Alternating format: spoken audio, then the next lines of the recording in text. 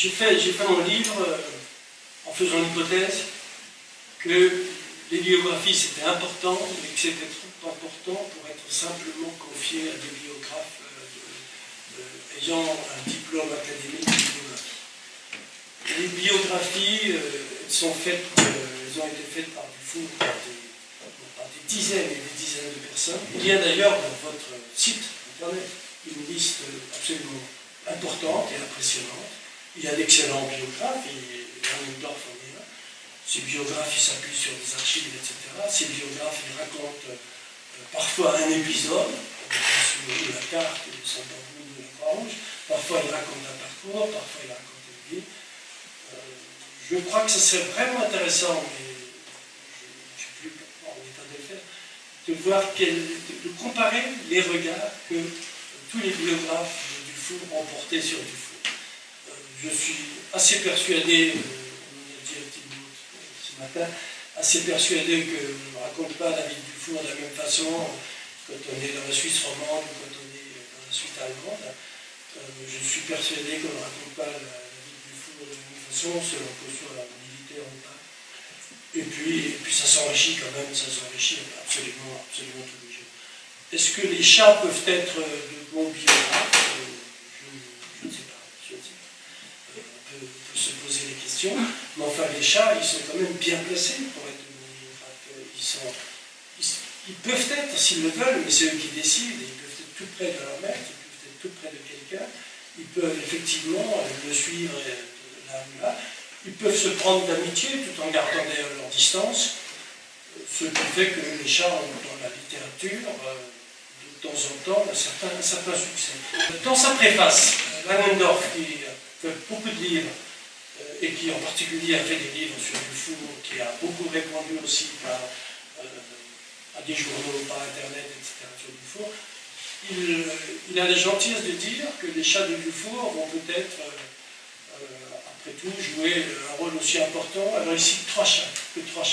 Il cite le chat botté, de Perrault, il cite le chat mûr, de Hoffmann, et il cite le chat, attendez, quel troisième, le chat d'Alice au Pays des Merveilles, dont j'ai oublié le nom. Bon, ces trois chats-là, ils sont un peu magiques, et je ne suis pas vraiment sûr que ce soit des bons exemples pour les chats de Dufour. D'abord, le chat botté, disons bien, c'est un chat extrêmement autoritaire, et enfin tyrannique. Le marquis de Carabas, il est pratiquement sa marionnette. Le chat d'Alice au Pays des Merveilles, il n'est jamais là, enfin quand il est là, il disparaît, enfin, c'est son seul apport, quoi, finalement, à l'histoire. On voit pas bien ce qu'il peut raconter, il n'est jamais là. Et puis le chat mûr, dans un roman allemand de Hoffmann, qui est vraiment étonnant, c'est un chat qui est près de ses maîtres, mais qui est continuellement de mauvaise humeur, qui déchire des papiers, qui écrit lui aussi, mais il écrit parfois, après avoir déchiré des pages de papier du roman de ses maîtres, il fait plein de sarcasme aussi, il jette sur ses maîtres des yeux pas du tout intéressés. Donc mes chats ne sont pas comme ça. Les chats ils sont extrêmement bien élevés. Ils ne viendraient pas à l'idée de dire du mal de leur maître. Ils sont de temps en temps, ils se posent des questions, ils lui posent des questions. Ils font beaucoup de dialectique en lui disant écoutez, vous êtes vraiment sûr que vous faites ça? Bien alors, quand ils veulent vraiment pousser un de leurs arguments, ils disent mais moi j'ai fait un rêve cette nuit, voilà ce qui pourrait se passer si vous faisiez ça ou ça. Enfin, ils essayent de lui apprendre des choses, eux-mêmes apprennent, et puis bon, ils sont quand même aussi assez différents les uns des autres. Combien de chats peut-on placer dans la vie d'un homme qui a un chat tout le temps? Bon, si vous faites un calcul arithmétique, un calcul moyen arithmétique de la durée de vie d'un chat, vous trouvez qu'un homme qui fait plus de 80 ans peut avoir comme ça 6, 7, 8 chats. Enfin, j'ai décidé que c'était 7. J'ai décidé que c'était 7 et là je voudrais un tout petit peu corriger Marc tout à l'heure, du moins compléter ce qu'il a dit sur les chats. Moi j'ai lu quelque part que Dufour général avait un chat et que ce chat s'appelait Blanchet. je l'ai gardé bien sûr, et qu'il avait ce chat à un moment donné où il était en campagne, et il écrivait à sa femme, il écrivait à ses filles, Dufour a eu 4 filles, vous savez, il leur écrivait, n'oubliez surtout pas de donner un peu de poulet à Blanchet. Voilà. Donc, 7 chats. Les 7 chats, pas tout à fait interchangeables, parce que on comprend bien qu'une chatte passionnée de Corfou qui s'appelle Bamboulina n'a pas tout à fait la même conception du monde qu'une espèce de courtisane qui a accompagné Eugénie Montijot pour monter dans la cour de Napoléon III, et puis qui ensuite, à un moment donné, a été donnée par le Dufour, histoire de cimenter encore mieux les relations qu'il y avait entre Napoléon III et puis Dufour. Ces chats également n'ont pas la même intelligence en termes de mémoire et la même capacité à traduire ce qu'ils ont envie dans la mémoire. Zarzuela, qui est donc espagnole, bon, elle dit au chef d'orchestre des chats, c'est-à-dire Amélie Lombus, elle lui dit moi j'ai pas envie d'écrire, mais je veux bien répondre à tes questions. Et puis elle vient jamais quand tu interviews effacées, donc ça n'est pas moi. Bon, il y en a qui n'auraient pas. Il y en a deux par contre, Camomille, qui est une archiviste, alors elle dit il faut tout concentrer sur ce qui fait qu'elle devient polar, elle ne s'occupe plus du tout. Elle veut rassembler les documents, c'est la biographe archiviste. Là. Donc j'ai donc 7 chats. 7 chats. Les 7 dessins que vous allez voir sont des timbres qui sont tous extraits d'un tableau final qui regroupe la statue de Dufour et les 7 chats. Donc ça a été détouré, comme on dit, isolé. Je crois que Claude n'est pas très, bon, un petit peu malheureux de ça, parce qu'il trouve que la finesse de son dessin, une fois qu'elle est agrandie, il y a des pixels qui ne se relient pas bien, non? Oui, enfin, ils n'ont pas été faits pour être projetés avec surtout d'accomplissement, c'est clair. Mais ça fait rien, ce sont des beaux titres quand même. Gaspard est le premier chat que moi j'introduis dans mon livre. Je l'introduis au moment où Dufour arrive au collège de Navarre, ce dont je vous ai parlé. Il arrive et Gaspard vit dans la montagne Saint-Geneviève. Il est là-bas. Il joue assez bien les étudiants un peu trop longs, qui regardent les polytechniciens en disant ce sont quand même des jeunes vaniteux, ambitieux, qui se prennent pas pour n'importe quoi. Et puis donc il regarde, et puis finalement il se prend quand même un petit peu, il a un peu d'estime pour Dufour, parce que vous allez voir que ça se passe bien mieux. Gaspard lui-même d'ailleurs est très fier des polytechniciens. Enfin, il n'oublie pas de raconter que s'il s'appelle Gaspard, c'est à cause de Gaspard Monge, ce qui est quand même une référence, les prénoms sont importants, il signale comme ça une origine. Et puis bon, il est la fille il est le fils du chat grand-père, et puis Malus a rapporté l'Égypte à l'autre chat. Enfin, vous voyez ce qu'on peut inventer là-dessus, comme je l'ai fait. Et donc Gaspard conduit Paris, conduit Dufour dans Paris. Il aide à son initiation. Il lui explique ce qu'est Polytechnique, il lui explique ce qu'est Paris.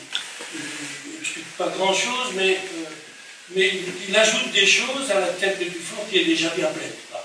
Et puis il ajoute ça dans le plaisir. Gaspard a rencontré la première fois Dufour dans une séance de bizutage.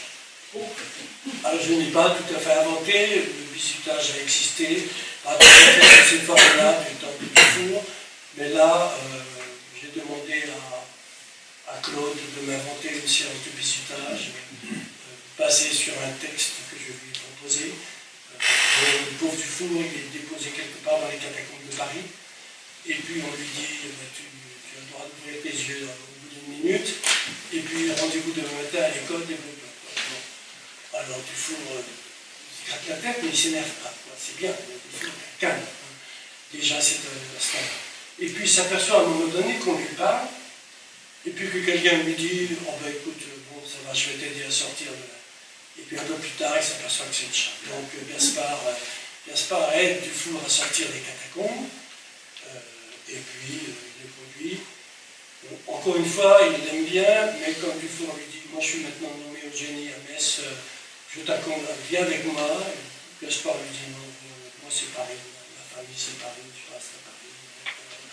Comme Dufour revient à Paris assez souvent, il passe son temps, chaque fois qu'il va sur le montagne Geneviève, il regarde sur les toits, si par hasard il voit Gaspard. De temps en temps, il faut aller. Après Gaspard, alors après Gaspard, nous venons à... Bon, nous arrivons à l'une des vedettes. Il y a deux grandes villes de chasse, Bouboulina et Saint-Machin. Elle a aussi son talent dans la philatélie grecque, en même temps que Favier à Saint-Clair. Bouboulina reçoit donc Dufour. D'une part, c'est une passionnée, Bouboulina. De l'autre côté, c'est une grecque de mode Aristote, c'est-à-dire qu'elle aime bien mettre les choses et voir si on peut les résoudre. Alors, vous avez, bon, très vite, 3 dessins. Dans le premier c'est sur le quai. Dufour discute avec Bouboulina. Bouboulina joue avec 2 sardines. Et puis Dufour lui dit quand même, tu ne vas pas les manger après avoir fait un monde de compassion ou consommation, quoi. Enfin, bon. Donc ça fait réfléchir Dufour, ça fait surtout réfléchir Bouboulina qui dit bon, allez, je vais faire ce plaisir et ne manger pas la viande. Donc, il est devant un bateau, Dufour. Ce bateau a une figure de proue, c'est pour moi. Pourquoi? Parce qu'il me parle dans ses mémoires. Et il me parle dans ses mémoires parce qu'il raconte un chalut qu'ils ont fait, les jeunes officiers. Quand il écrit après qu'il s'ennuyait beaucoup à Corfou, bon, c'est pas toujours vrai parce que le chalut avec Romain, c'était quelque chose, paraît-il, de sa faute, de son propagande, d'assez exceptionnel. Donc, après ben là, il s'en va. Deux gros accidents hein, à Corfou pour Dufour. Le premier, c'est sa blessure, c'est-à-dire bon, son naufrage, son presque naufrage, que Bouboulina, quand elle le raconte, transforme un petit peu en légende homérique, mais en mettant entre guillemets tout son récit. Et puis le deuxième grand accident, c'est évidemment la perte, enfin, c'est la défaite. La défaite sans la combattue. Et puis on est obligé de céder ces remparts qu'on avait si bien faits, et de les céder aux Anglais alors qu'ils sont si bien faits. Enfin, bon. Et les Anglais qui, bien sûr, bien entendu, vous expliquent nice game, ils ont it. Et puis ensuite, voilà, la malheureuse Bouboulina, je saute tout le reste, qui, après avoir passé à Genève avec Dufour, rentre parce qu'elle a envie de mourir en Grèce. Et puis elle rentre au moment où Favier fait son opération sur l'Acropole, qui est le grand exploit héroïque de Favier, qui, avec un certain nombre d'anciens grenadiers français, montent sur l'Acropole, où sont assiégés des combattants grecs qui n'ont plus de poudre et plus de balles. Favier passe à travers les lignes turques, il monte là-haut, il rapporte tout ça. Bien entendu, s'il monte là-haut, c'est grâce à l'aide de Bouboulina qui a trouvé quelques passages. Et puis ensuite, Favier est obligé de rester, il peut pas descendre, et le pauvre Bouboulina meurt, bien entendu, de la faute des Turcs. Enfin, il faut que j'y parle. Voilà, à suivre. Donc Bouboulina, c'est l'une des rares chattes, il n'y en a que 2, dont j'explique la mort, parce que les autres, je n'ai pas trouvé dans les archives.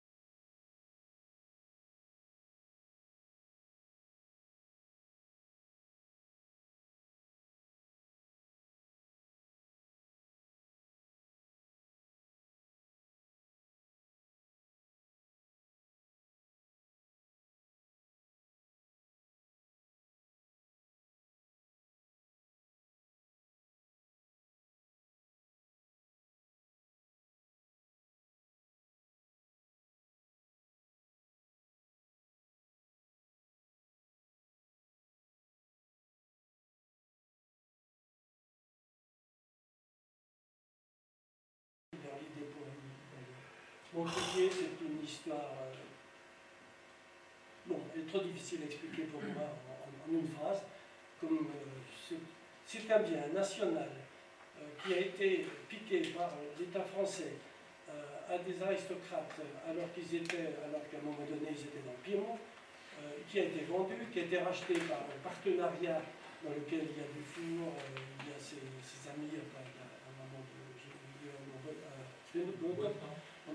et puis quelqu'un d'autre, et puis ensuite Dufour le papa et la maman de Dufour s'installent dans le côtier, il faut faire l'agriculture, ça foire complètement, ça vermine d'ailleurs.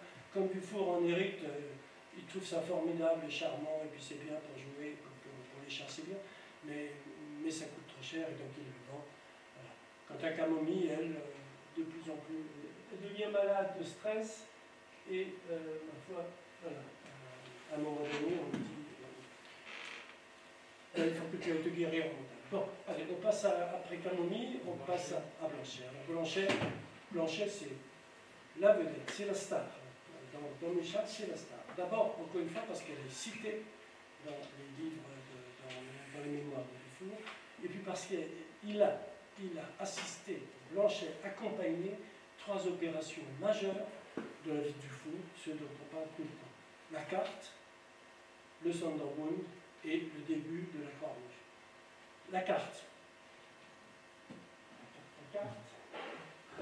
C'est un dessin que j'aime beaucoup.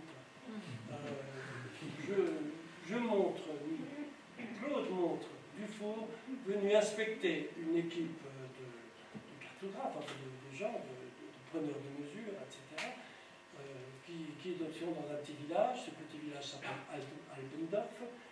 Il rencontre là-bas une petite fille qui s'appelle Heidi.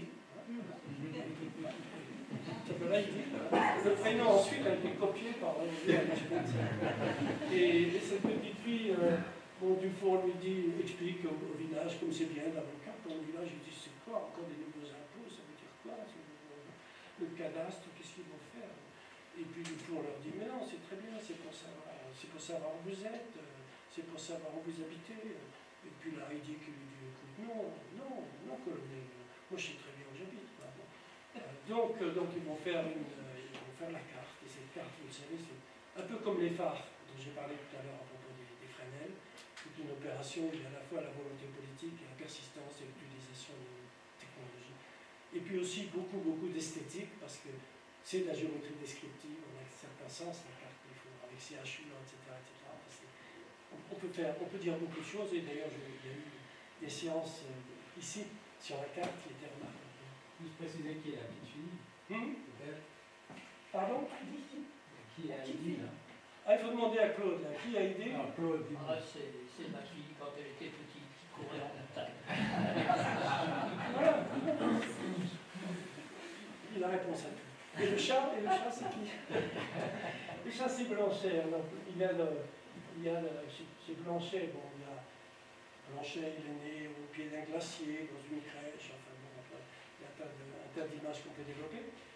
Là, on voit Blanchet expliquant, ou discutant avec Dufour de la stratégie pour le Sonderbund. Et il ne joue pas vraiment aux échecs, il ne joue pas vraiment au puzzle, mais Dufour dit, voyons si je fais ça, Blanchet lui dit, si tu fais ça, bon, et moi je trouve ce dessin très beau.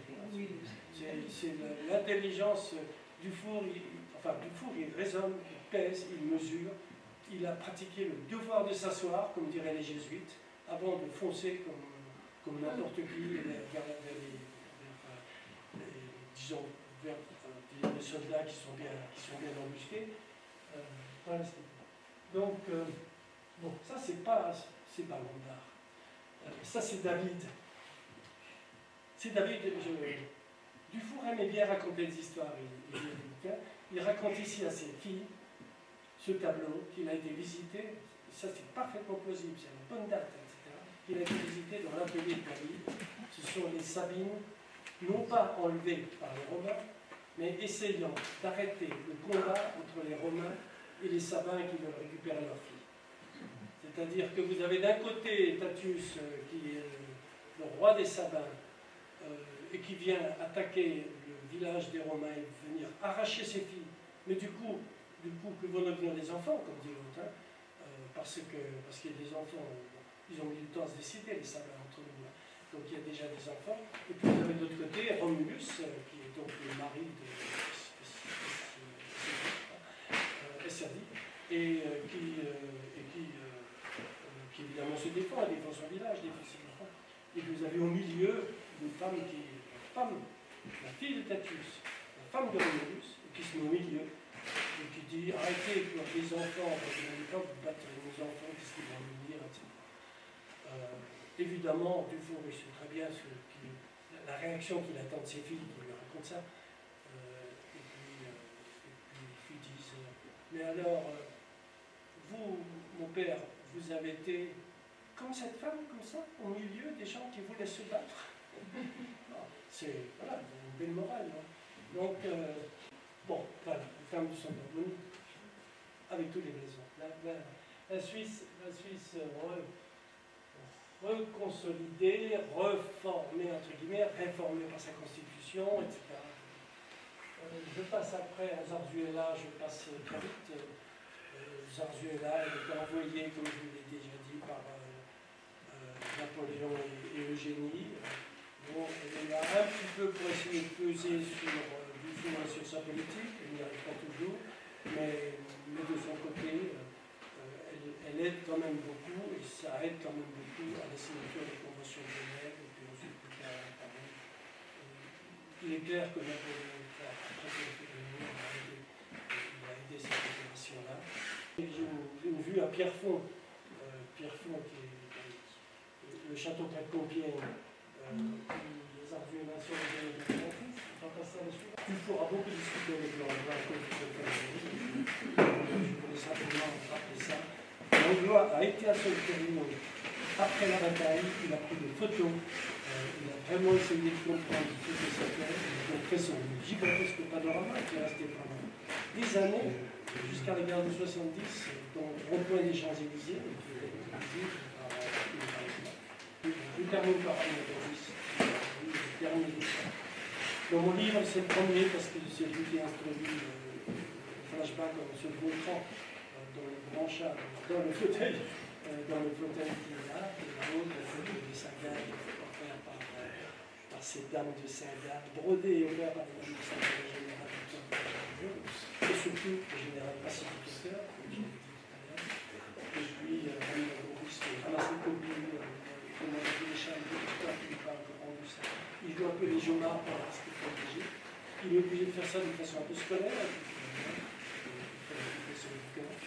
puis ensuite, il accompagne Dufour quand il meurt. Il discute beaucoup d'ailleurs, sur le sort des vieillards, sur ce qu'ils peuvent faire, sur le fait qu'ils ne sont après tout que dans une salle d'attente tous les deux, en ne sachant pas très bien ce qui les attend. Est-ce que c'est l'être suprême, Jean-Jacques Rousseau, le triangle maçonnique? Est-ce que c'est le dieu de Saint-Nicolas de Flux, ou est-ce que c'est le dieu de Calvin? C'est une discussion quand même intéressante,